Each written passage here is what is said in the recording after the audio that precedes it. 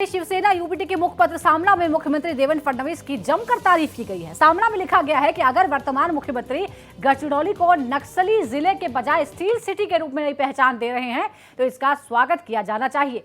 आगे लिखा है कि फडणवीस गढ़चिरौली को आखिर नहीं बल्कि महाराष्ट्र के पहले जिले के तौर पर पहचान दिलाने की कोशिश करेंगे तो ये भी गलत नहीं होगा। संपादकीय में लिखा है कि नक्सलवाद भारतीय समाज पर एक कलंक है। गढ़चिरौली जिले में नक्सलियों के कारण अब तक साधारण विकास भी नहीं हो सका, लेकिन ऐसी जगहों पर अक्सर हुक्मरानों की इच्छा शक्ति ही महत्वपूर्ण साबित होती है। अगर सीएम फडणवीस ने इसे करके दिखाने का निर्णय लिया है तो यह खुशी की बात है। माओवाद के नाम पर जवान लड़के शरीर पर फौजी वर्दी चढ़ाते हैं, बंदूकें उठा लेते हैं और दहशत फैलाने का काम करते हैं। मुखपत्र में आगे लिखा है कि कुल मिलाकर ऐसा लगता है कि संभावित संरक्षक मंत्री सीएम फडणवीस गढ़चिरौली में कुछ नया करेंगे, वहां के आदिवासियों की जिंदगी बदलेंगे। तो सामना में फडणवीस की तारीफ की गई है, उनके कदमों की तारीफ की गई है। गढ़चिरौली में जिस तरह से कुछ दिनों पहले एक कार्यक्रम भी हुआ था और जिस तरह से नक्सलवाद की कमी हो रही है उसकी तारीफ की गई, सराहना की गई है। महाराष्ट्र संगीत का प्रेमी है। यहाँ बहुत से सुर मिलते हैं, कभी बेसुरे हो जाते हैं, लेकिन संगीत यहाँ हमेशा रहता है और हमारे राजनीति में भी सुर और ताल हमेशा रहा महाराष्ट्र। बात है कि देवेंद्र फडणवीस को उनका जो हमने आज अभिनंदन किया है, सराहना की है। क्यों किया? एक अच्छा काम किया है सरकार ने।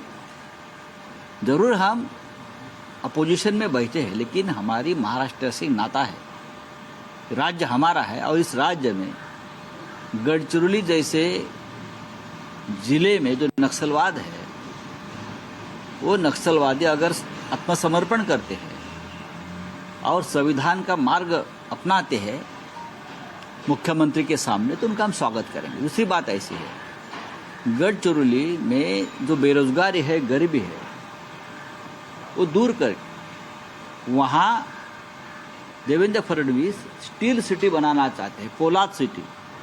जमशेदपुर में जो पोलाद सिटी है उस तरह से, तो उससे महाराष्ट्र की जो प्रतिष्ठा है वो बढ़ेगी, लोगों को रोजगार मिलेगा, लोगों को काम मिलेगा, तो उसका स्वागत तो करना चाहिए।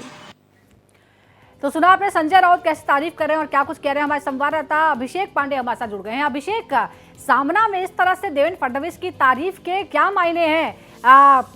कुछ बैकग्राउंड में चल रहा है क्या? देखिए, एक तीर से दो निशाने हैं। सामना में तारीफ के जरिए दो चीज़ें हैं। पहला तो लोगों को कहीं न कहीं ये लगने लगा है कि फडणवीस जिस तरीके से काम कर रहे हैं उसको लेकर अब उनके विपक्ष के नेता हों या विपक्षी पार्टियां हैं, वो भी उसकी सराहना करने लगे हैं, जैसा कि उन्होंने गढ़चिरौली में कर दिखाया। क्योंकि बहुत वर्षों से वहाँ एक पुलिया नहीं थी, जिसकी वजह से संपर्क टूटा हुआ था, उसको उन्होंने कनेक्ट किया, वहाँ बस चलाई और अब स्टील सिटी की तरफ वहाँ आगे बढ़ रहे हैं, जिसके लिए देवेंद्र फडणवीस खुद प्रयासरत हैं। दूसरी महत्वपूर्ण चीज़ अगर है तो दूसरा पहलू तो कहीं न कहीं अब लोगों को ये लगने लगा है कि इसके बैकग्राउंड में हो सकता है कुछ चले, लेकिन इसके पीछे जो दिखाई पड़ रहा है कहीं न कहीं एकनाथ शिंदे को कमज़ोर करने और उनको टोंट मारने की भी एक प्लानिंग हो सकती है। क्योंकि संजय राउत जब भी कुछ कहते हैं तो उसके दो मकसद होते हैं। संजय राउत माहिर हैं इस तरह के बयान देने में और उनको समझ आता है कि आखिर कब किस मौके पर क्या कहना है। बहुत बहुत शुक्रिया आपका अभिषेक पूरी बातचीत के लिए।